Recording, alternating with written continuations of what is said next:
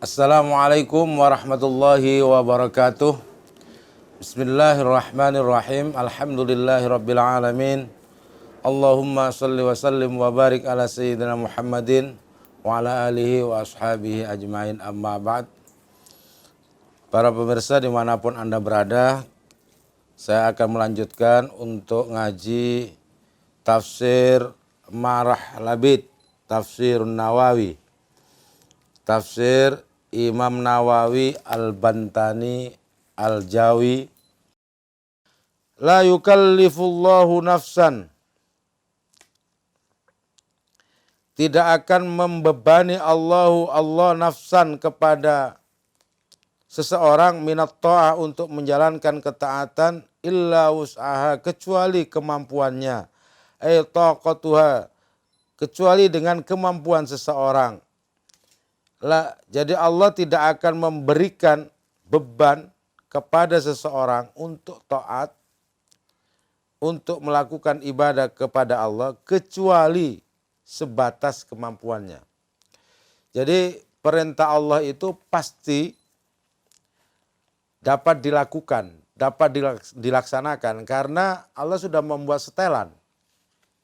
Tidak mungkin Allah memberikan beban kepada hambanya untuk melakukan ketaatan di luar kemampuannya. Jadi melakukan ketaatan Allah, ketaatan kepada Allah itu sekuat kemampuan kita dan Allah pasti memberikan kekuatan itu. Karena tidak ada perintah ketaatan kepada Allah yang melampaui kekuatan manusia. Itu sudah ada setelannya. Jadi syariat yang ada ataupun perintah-perintah Allah tidak ada yang di luar kemampuan manusia. Laha maka sabat, baginya maka sabat apa yang telah dilakukan, ay thawabuhu minal khairi. Laha maka sabat, siapapun yang melakukan kebaikan baginya pahalanya. Wa alaiha, dan kepada mereka dan atas mereka maktasabat, apa yang mereka lakukan minasyarri, min wazrihi minasyarri, ay wazarihi minasyarri, yaitu balasan dari keburukannya. Laha maka sabat, bagimu, maksudnya pahala bagi kebaikanmu. Wa alaiha, dan azab maktasabat kepada mereka yang melakukan keburukan.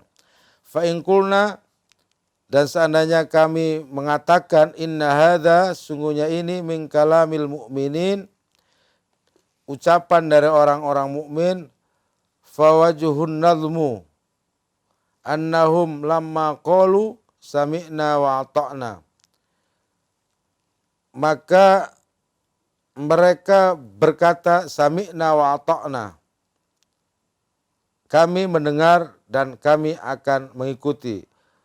Faka'annahum, dan seperti mereka qalu yang berkata kaifa la nasma'u wa la nati'u wa annahu ta'ala la yukallifuna illa ma fi wasa'na wa taqatana. Nah, seperti mereka mengatakan, bagaimana mungkin kami tidak mendengar dan tidak mematuhi perintah Allah? Karena semua perintah Allah tidak akan ada yang membebani di luar kemampuan kita, sehingga kami harus melakukannya. Fa idza kana huwa ta'ala bi hukmir rahmah al-ilahiyah, sungguhnya dia Allah Ta'ala bi hukmir rahmatil ilahiyah, dengan rahmat dengan hukum rahmat ketuhanannya. La yutalibuna illa bisyai'is sahlil hayyin, tidak akan menuntut kita kecuali dengan sesuatu yang mudah dan ringan. Jadi yakinlah bahwa agama Allah itu mudah dan ringan. Itu yang disebut rahmat al-ilahiyah. Jadi kalau ada yang mengatakan bahwa beragama itu sulit, itu salah besar. Sebab berislam itu mudah.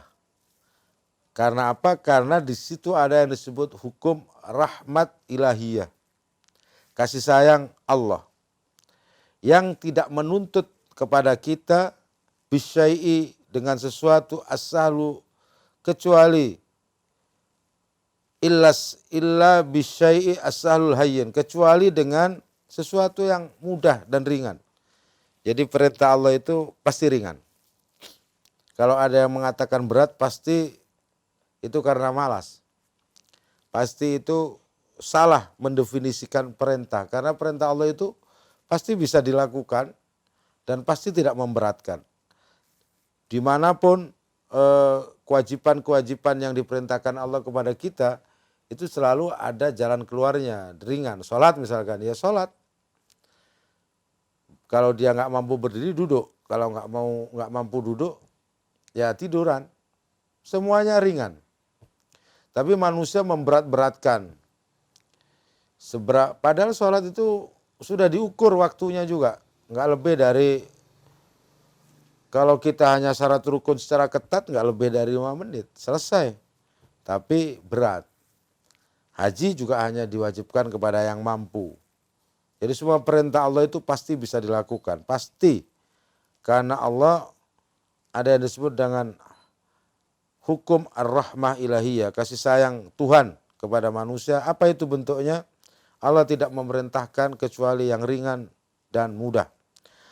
Fakadzalika, maka dengan itu nahnu bihukmil ubudiyah. Maka oleh sebab itu kita dengan hukum-hukum ibadah wajaba an nakuna sami'ina muti'ina, maka wajib kepada kita untuk memenuhi dengan mendengarkan dan mengikutinya. Wa in qulna, dan seandainya kita berkata inna hadza min kalamillah, sungguhnya ini dari kalam Allah Ta'ala, fawajuhun nadmu, maka yang terjadi aturan annahum ketika mereka lamma qalu, mereka mengatakan sami'na, kami mendengar, wa ata'na, dan kami mengikuti, tsumma qalu, kemudian setelah itu ba'dahu, setelah itu ghufranaka, mohon ampun kepadamu ya Allah, Rabbana, dalla, itu menunjukkan dzalla dzalik, itu menunjukkan ala anna qauluhum ghufranaka, itu menunjukkan sungguhnya perkataan mereka ghufranaka, mohon ampun kepadamu ya Allah, talaba lil maghfirati, itu menuntut atau meminta lil maghfirah, ampunan, mimma yasduru anhum, dari apa yang keluar dari mereka, min wujuhit taksir, dari bentuk kekurangan, minhum, dari mereka, ala sabilil amdi, namun tetap dalam komitmen. Jadi kalau kami mohon ampun kepada Allah, itu karena ketika kita melakukan itu pasti ada kekurangan. Itu biasa, Allah pasti mengampuni. Karena apa? Karena di situ ghufranaka ya Allah, saya mohon ampun kepadamu. Bukan dalam konteks kamu meninggalkan komitmen sami'na wa ata'na untuk melakukan kewajiban yang diperintahkan Allah, tetapi taksiru, wujuhut taksir, karena dalam kamu menjalankan kewajiban itu pasti ada bentuk kekurangan. Kurang-kurang itu biasa. Tetapi yang penting ala sabilil wujud taksir minhum ala sabilil amdi. Jadi bentuk kekurangan yang memang disengaja, sengaja. Mungkin ya nggak terlalu khusyuk, atau kita melakukan kewajiban kepada Allah kita lakukan, tapi tidak sepenuh hati, itu nggak ada masalah. Itu tidak ada masalah. Karena apa? Karena kita minta ampunan, ghufranaka ya Allah. Jadi kita nggak usah terlalu sulit menjalankan perintah Allah, karena prinsip dari menjalankan kewajiban atau perintah Allah itu prinsipnya adalah mudah dan ringan. Jadi semua perintah Allah itu mudah dan ringan. Kalau toh tidak dilakukan secara baik, kenapa disarankan ghufranaka Rabbana? Kenapa di situ ada kata-kata mohon ampun kepadamu ya Allah? Karena memang selalu ada dalam menjalankan kewajiban itu ada kekurangan. Jadi itu biasa. Ada yang berkata begitu. Falamma kana qauluhum ghufranaka, dan ketika mereka berkata ghufranaka, mohon ampun kepadamu ya Allah, talaban, itu untuk meminta lil maghfirati, kepada ampunan, min dzalika taksir, dari kekurangan itu, fala syakka, maka tidak boleh diragukan, fa in fi anna Allah Ta'ala, sungguhnya Allah Ta'ala khaffafa anhum dzalik, memberikan keringanan atasmu dengan cara itu.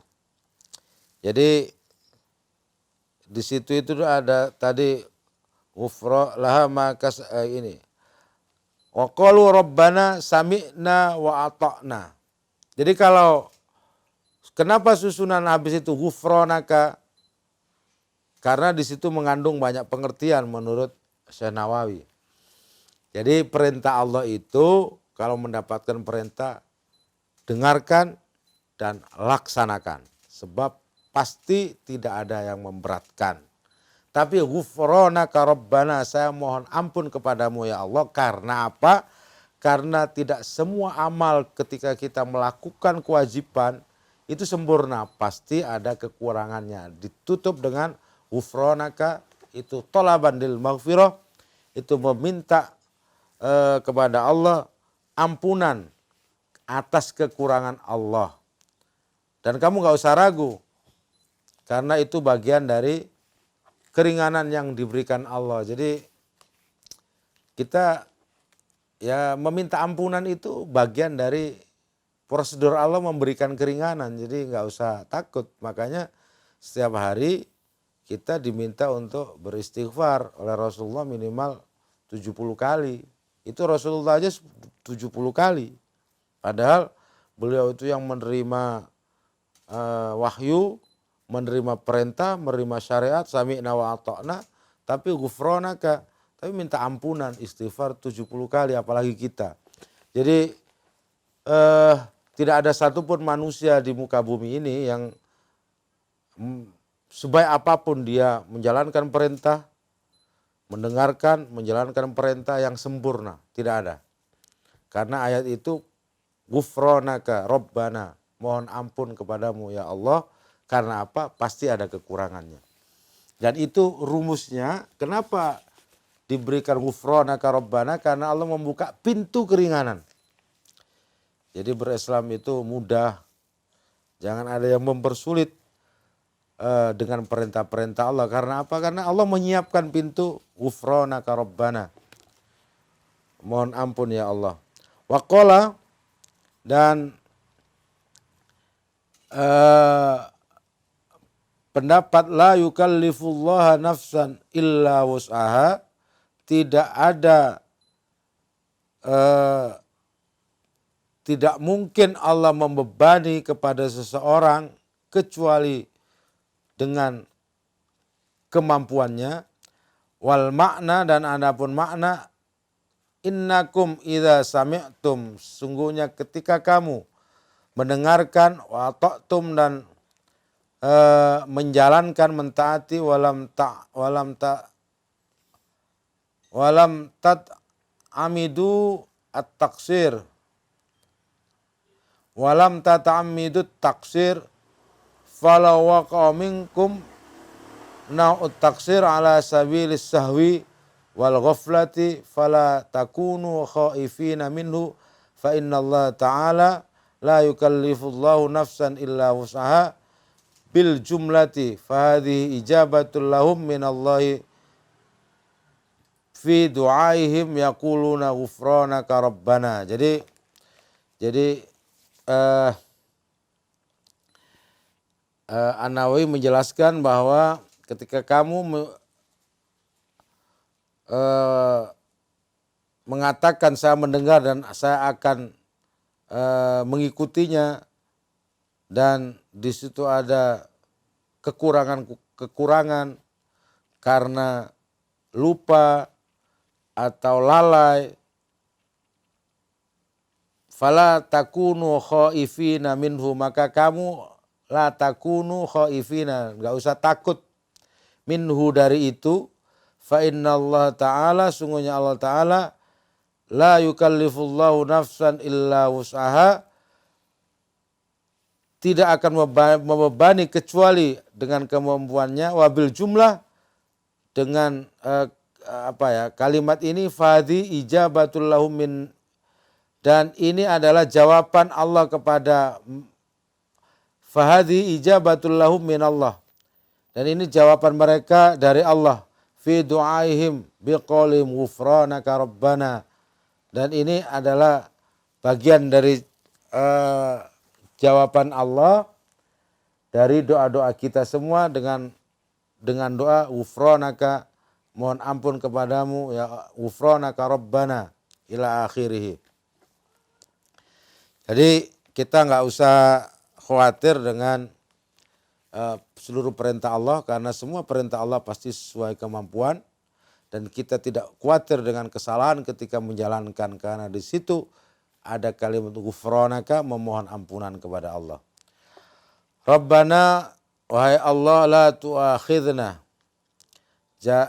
jangan engkau, ya Rabbana la tu'aqibna, jangan engkau siksa, innasina, ketika kami lalai, ta'ataka, kepada taat kepadamu, au akhtana, atau fi amrika, atau kami salah, fi amrika, dalam menjalankan perintahmu. Ini doa ini dibaca memang ketika tahlil, dan doa ini selayaknya juga dibaca di setiap habis sholat, karena ini bagian dari doa pengampunan yang khusus diberikan kepada umat Muhammad oleh Allah Subhanahu wa taala. Jadi kita belum melakukan sesuatu saja sudah minta ampun. Rabbana la tu'akhidna innasina wa akhtana. Jadi wahai Allah, jangan engkau siksa apa yang lalai. Kalau saya lalai, tu'akhidna itu menanti padahal. Jadi doa ini memang Allah ngajarin kepada kita, ini mengajari kita untuk berdoa supaya kita tidak berat untuk menjalankan semua kewajibannya. Ya Allah, jangan engkau siksa karena kami lalai atas ketaatan kepadamu, dan juga jangan karena salah dalam menjalankan perintahmu. Ini kalau dilihat dari susunannya, ini fi'il mudhari, artinya sesuatu yang belum kita lakukan saja kita sudah minta pengampunan.